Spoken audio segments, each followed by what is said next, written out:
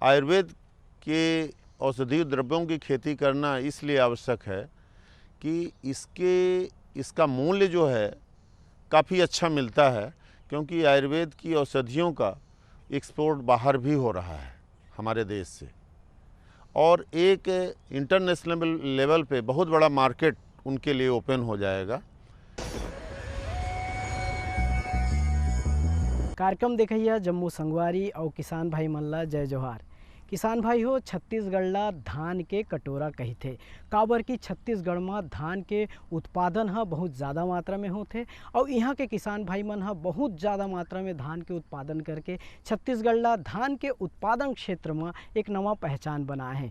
फिर संगवारी हो, अब छत्तीसगढ़ के किसान भाई मन ह परंपरागत विधि के संगे संग अब आधुनिक विधि की ओर बढ़त है और आधुनिक ढंग ले उन्नत ढंग ले धान के खेती ला करके भरपूर पैदावार लेवत है। किसान भाइयों, यहाँ के इंदिरा गांधी कृषि विश्वविद्यालय के वैज्ञानिक मन हा किस्म किस्म के धान के अनुसंधान करके नवा नवा प्रजाति के इजाद ला करे है और ओखर उत्पादन ला करके अब छत्तीसगढ़ के किसान भाई मन हा भरपूर पैदावार लेवत है। तो किसान भाई हो, कैसे ढंग ले छत्तीसगढ़ के किसान भाई मन हा नवा नवा धान के किस्म के खेती ला करके भरपूर उत्पादन लेवत है और अपन जिंदगी ला खुशहाल बनावत है, आओ एकर बारे में जानकारी लेवन। छत्तीसगढ़ राज्य, जहाँ की लगभग 70% आबादी कृषि पर आधारित है। छत्तीसगढ़ राज्य में पारंपरिक तौर पर सिर्फ और सिर्फ धान उपजाने वाले किसानों की आर्थिक दशा अन्य किसानों की तुलना में कमतर ही पाया गया है।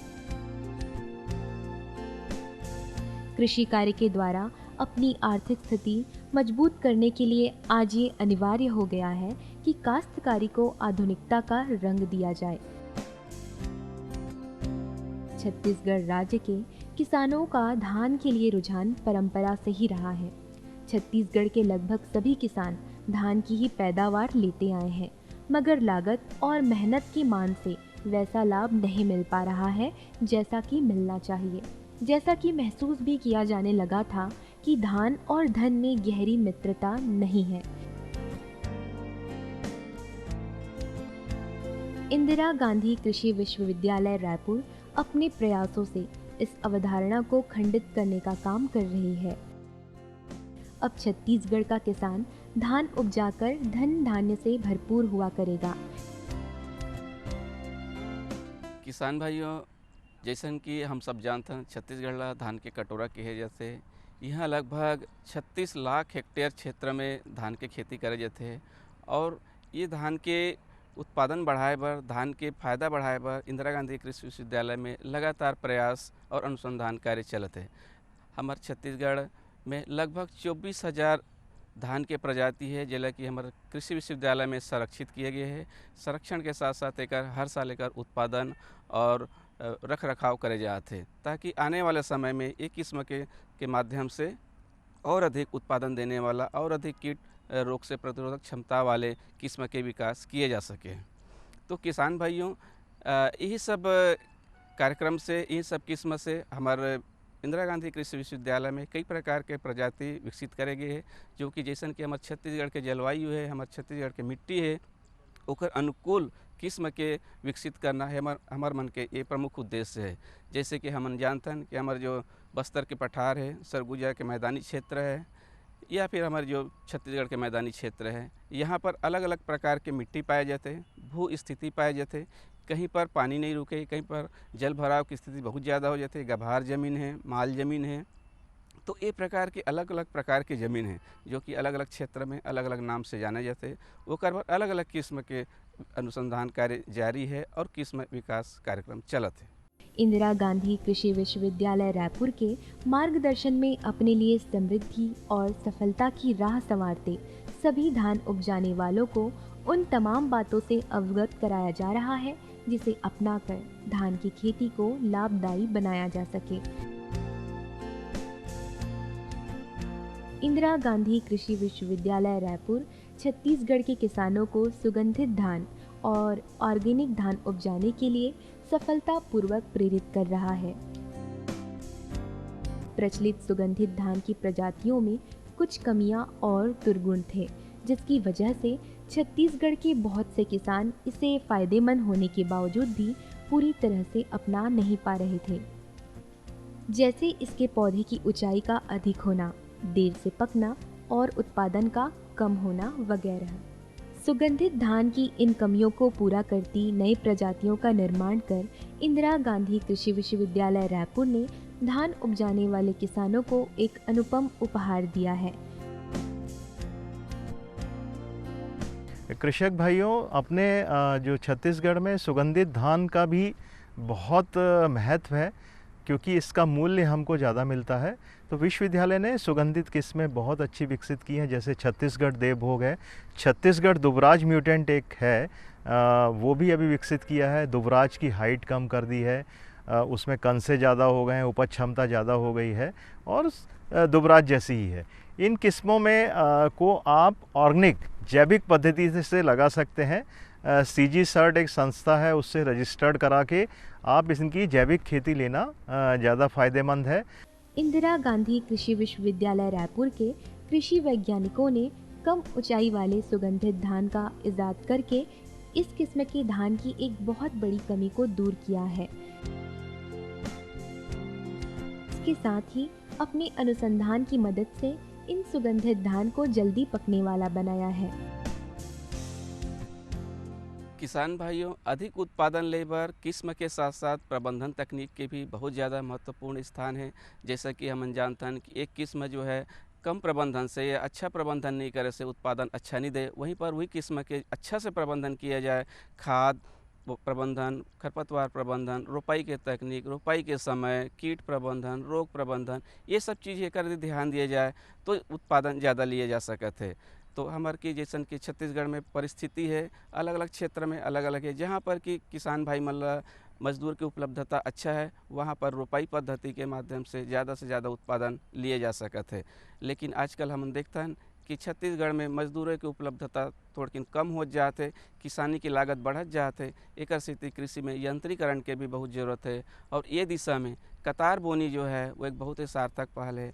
एक माध्यम से हम दुर्ग जिला के पाटन क्षेत्र में लगभग 1000 एकड़ क्षेत्र में कतार बोनी के साल प्रदर्शन करे हैं, जो कि इस साल के सूखा जैसी स्थिति में भी बहुत अच्छा फसल दिखाते हैं।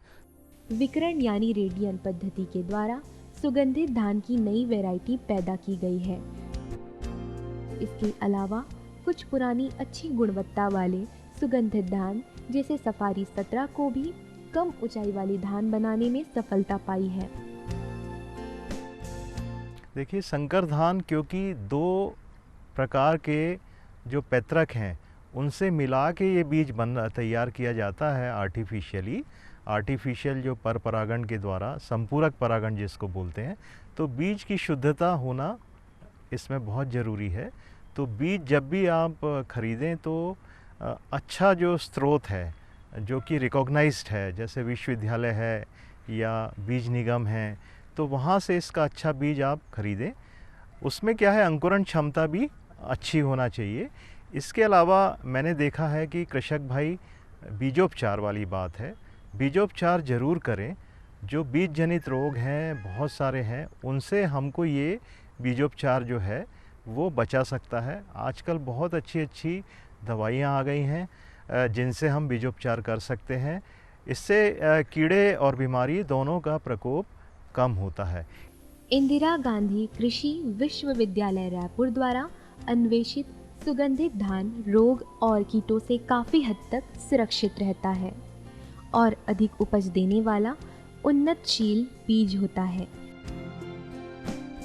इंदिरा गांधी कृषि विश्वविद्यालय रायपुर के कृषि वैज्ञानिकों ने सुगंधित धान को ऑर्गेनिक पद्धति से भी उपजाने पर बल दिया है।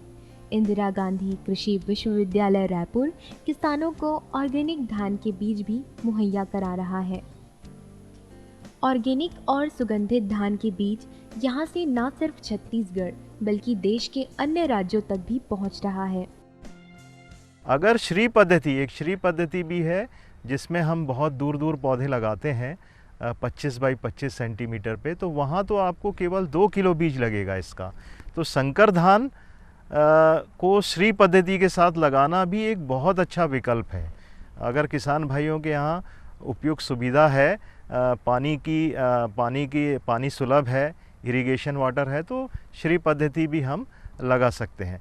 इसके अलावा जो नर्सरी जब हम संकर धान की लगाएं तो वो घनी नहीं लगाते हैं, थोड़ी फैली हुई नर्सरी लगाते हैं इसमें, क्योंकि इसका जो बीज है वो महंगा है, तो दूर दूर हम इसकी नर्सरी को लगाते हैं। ऑर्गेनिक खेती और सुगंधित धान को बढ़ावा और प्रोत्साहन देने के लिए न सिर्फ उत्सुक किसानों को प्रशिक्षण दिया जाएगा, बल्कि उन्हें बीज का वितरण किया जाने का भी प्रस्ताव है। ऑर्गेनिक बीज बनाने का काम प्रारंभ करके इंदिरा गांधी कृषि विश्वविद्यालय रायपुर ने देश भर के किसानों को बहुत बड़ी दुविधा से बाहर निकालने का काम किया है। किसान भाइयों, यदि सिंचाई पर्याप्त उपलब्ध नहीं है तो इस धान को कतार में बुवाई करें। इस विधि में बुवाई यंत्रों या देसी हल के पीछे बनी कतारों में सिफारिश के अनुसार बीज की बुवाई करनी चाहिए और उर्वरक प्रबंधन करना चाहिए। पानी की पर्याप्त उपलब्धता होने पर रोपा पद्धति सर्वाधिक लाभप्रद है। तो किसान भाइयों, ये जो कतार बोनी है यंत्र के माध्यम से करे से में कि मजदूर के आवश्यकता जो है वो कम हो जाते, कृषि में लागत कम होते। एक बार सबसे पहले ध्यान देने वाली बात ये है कि जो खरपतवार प्रबंधन तकनीक जो है, ये जो कतार बोनी है इनमें विशेष रूप से ध्यान दे बर पड़ते। काबर कि यदि कतार बोनी करतन तो वहाँ पर खरपतवार थोड़ा ज़्यादा थे, तो खरपतवार नाशक के भी ये में उपयोग करना बहुत ज़रूरी है।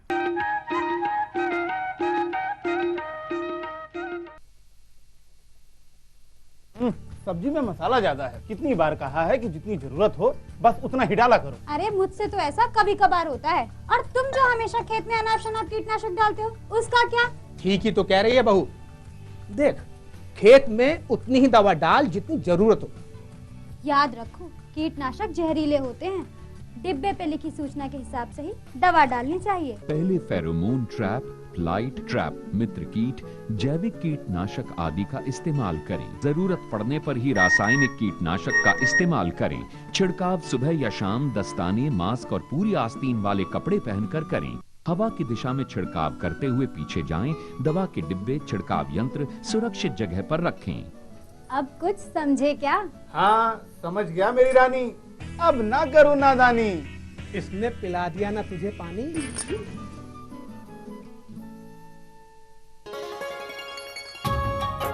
आप किसान भाइयों की खेती बाड़ी से जुड़ी हर समस्या का कृषि विशेषज्ञों द्वारा तुरंत समाधान।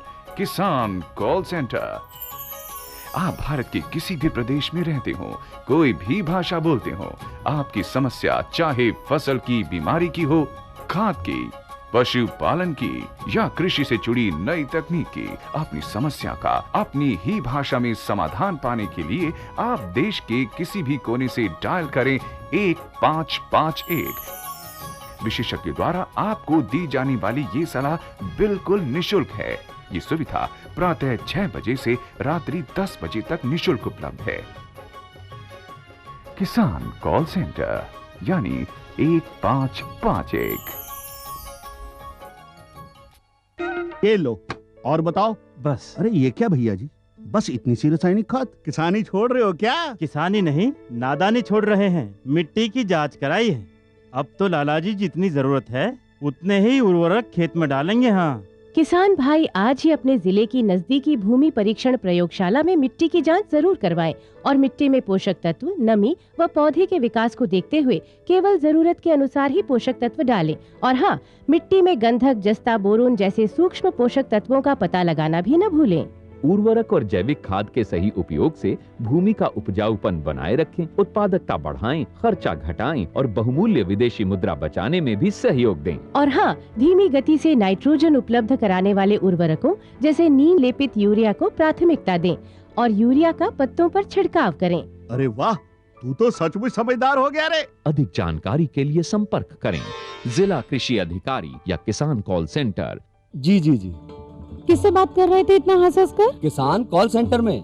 विशेषज्ञ से खेती के बारे में सलाह ले रहा था। सुबह भी रात को भी? किसान कॉल सेंटर सुबह 6 बजे से रात को 10 बजे तक खुलता है। रविवार को भी? साल के 365 दिन खुलता है। पर तुम ये सब क्यों पूछ रही हो? मैं तो कुछ और ही समझी थी। कृषि संबंधी समस्याओं का अपनी भाषा में तुरंत समाधान पाने के लिए पूरे भारत में किसी भी फोन से राष्ट्रीय हेल्पलाइन नंबर 1800-180-1551 पर संपर्क करें।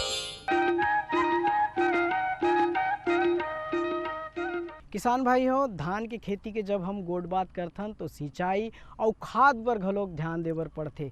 समय समय में सिंचाई और खाद प्रबंधन ला पर्याप्त मात्रा में करत रहेले धान ह स्वस्थ रहिथे, पर्याप्त मात्रा में ओकर उत्पादन होथे और एमे हमला ज़्यादा नुकसान होए ले घलोक बच जाथे। तो किसान भाई हो, कैसे ढंग ले हम धान के खेती में सिंचाई ला करबो, कौन कौन से खाद ला कब कब और कतका मात्रा में देबो, आओ जानन।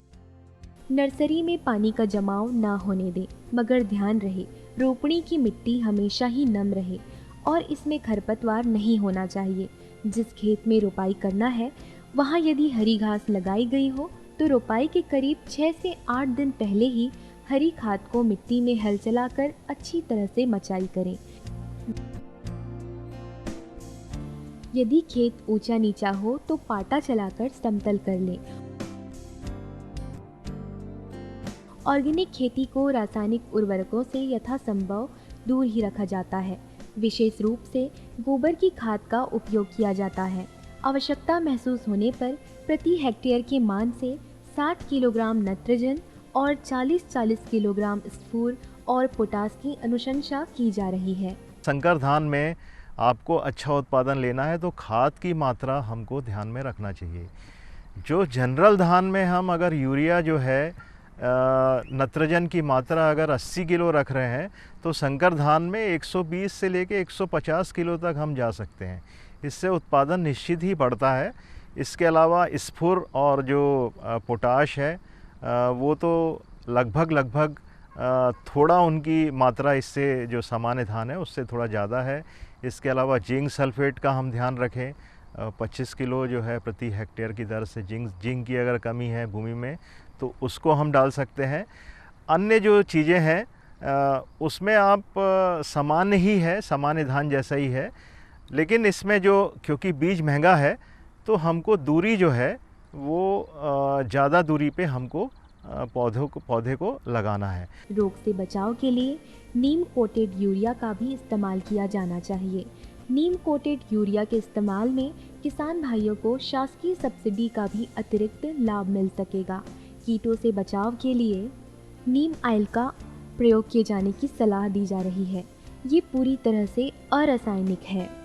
इसी तरह से इंदिरा गांधी कृषि विश्वविद्यालय रायपुर ने धान की खेती करने वाले उन किसानों को जो अब तक धनी नहीं हो पाए थे, अब इस बात के लिए तैयार किया है कि वो अब धन और धान समानार्थी बन सकें। किसान भाइयों, ये समय धान के फसल में मुख्य रूप से तना छेदक के प्रकोप बहुत ज़्यादा मात्रा में देखे जाते हैं। कई जगह हम भ्रमण में गए आसपास के जिला में देखें कि वहाँ पे तना छेदक के प्रकोप अब शुरुआत हो जाते। तो एक पर विशेष रूप से ध्यान देने की जरूरत है कि यदि कीड़ा के जो स्तर है वो ला बहुत ज़्यादा ध्यान देखें। यदि एक जगह में मतलब कि लगभग 5% यदि कंसा प्रभावित होते हैं तो कीटनाशक के उपयोग करना है। यदि कंसा प्रभावित कम है यानी कि कीड़ा के प्रकोप स्तर कम है तो अभी दवाई के छिड़काव नहीं करना चाहिए। काबर की फसल में कई प्रकार के मित्र कीट भी पाए जाते हैं जो कि ये कीड़ा मन लखत है। यदि हमारे खेत में कीड़ा की संख्या कम है तो ये कीटनाशक के उपयोग नहीं करना चाहिए ताकि मित्र कीट ला बचाया जा सके। और जैसे जैसे मित्र कीट की संख्या बढ़त जाए वो जो कीड़ा है, तना छेदक के कीड़ा है, वो आसानी से वो खत्म कर देते। सभी किसान बंधु जानते हैं कि खरपतवार फसल के शत्रु होते हैं जो कि फसल के पौधों से पोषक तत्वों, नमी, प्रकाश और स्थान के लिए लगातार स्पर्धा करते हैं और पौधों को कमजोर कर देते हैं। इसलिए फसल में खरपतवार होने पर समय पर निंदाई करते रहना चाहिए। धान में कंसा विकास और फूल आने, गभोट में दाने भरने और परिपक्वता की अवस्था में पानी की कमी नहीं होनी चाहिए। रोपा के समय मचाए गए खेत में 1 से 2 सेंटीमीटर से अधिक पानी ना रखें और पानी सूखने भी ना दें और 1 सप्ताह के बाद 5 से 7 सेंटीमीटर जल का स्तर रखें। कण से निकलने की जो अवस्था है वो बहुत महत्वपूर्ण है, उस समय खेत में पानी होना ज़रूरी है। और दूसरी जो अवस्था है वो गभोट अवस्था, जिसको गर्भावस्था बोलते हैं, उस समय भी किसान भाइयों खेत में पानी ज़रूर चाहिए, अन्यथा फसल में बहुत नुकसान होता है। और एक अन्य स्टेज है कि जिसमें दाने भरने का समय होता है, बूटिंग अवस्था होती है, उसमें भी थोड़ा पानी खेत में होना चाहिए। फिर 15 दिन पहले आप, पकने के 15 दिन पहले आप लगभग खेत से पानी को बाहर निकाल देते हैं। किसान भाइयों, छत्तीसगढ़ का किसान खूब धान उपजाता है। इन किसानों की कई पीढ़ियां पारंपरिक धान को उपजाते निकल गई, फिर भी क्या वजह हो सकती थी जो ये स्वयं धनिक नहीं हो पाए? समझी सी बात है, वो धान किसी किसान को क्या मूल्यवान बना पाएगा जिसका कि बाजार में अपनी कोई खास कीमत नहीं। क्यों नहीं छत्तीसगढ़ और देश का किसान उम्दा किस्म के धान बोता? क्यों नहीं ऐसे फसल काटता कि उनके दुर्दिन भी साथ ही साथ कट जाएं? पारंपरिक और पुरानी पद्धति और चुनाव को बिल्कुल नए नज़रिए की ज़रूरत है। देश का किसान वही धान लगाए जो उसकी आय बढ़ाए, जो उसकी शान बढ़ाए। किसान भाई आगे आए। इंदिरा गांधी कृषि विश्वविद्यालय रायपुर उनके हर कदम पर साथ है।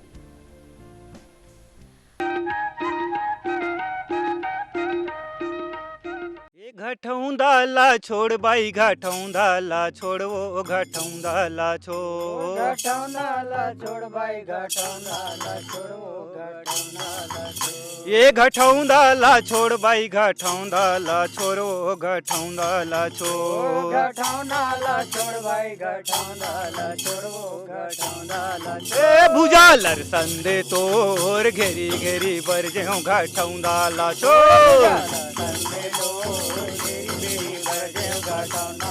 तोर भुजालर संदे तोर घेरी घेरी बर जेऊ घटौंदा छोड़, भुजालर संदे मोर घेरी घेरी बर जेऊ घटौंदा छोड़। ए राख धरे भूसा धर पैरी माजन बर, पैरी माजन बर हो। ए राख धरे भूसा धरे पैरी माजन बर, पैरी माजन बर हो। ओ राख धरे भूसा धरे पैरी माजन बर, पैरी माजन बर हो। ए राख धरे भूसा धरे पैरी माजन बर, पैरी माजन बर हो। ये दे पैरी के मांजत ले होई गे अब देर, भुजाला संदे लोर घेरी घेरी बर जेऊ घटौंदा छोड़। पैरी के मांजत ले होई गे अब देर, भुजाला संदे लोर घेरी घेरी बर जेऊ घटौंदा छोड़। ये दे पैरी के मांजत ले होई गे अब देर, भुजाला संदे लोर घेरी घेरी बर जेऊ घटौंदा छोड़। पैरी के मांजत ले हो गे अब देर, भुजाला संदे लोर घेरी घेरी बर जेऊ घटौंदा छोड़, भुजाला संदे लोर घेरी घेरी बर जेऊ घटौंदा छोड़।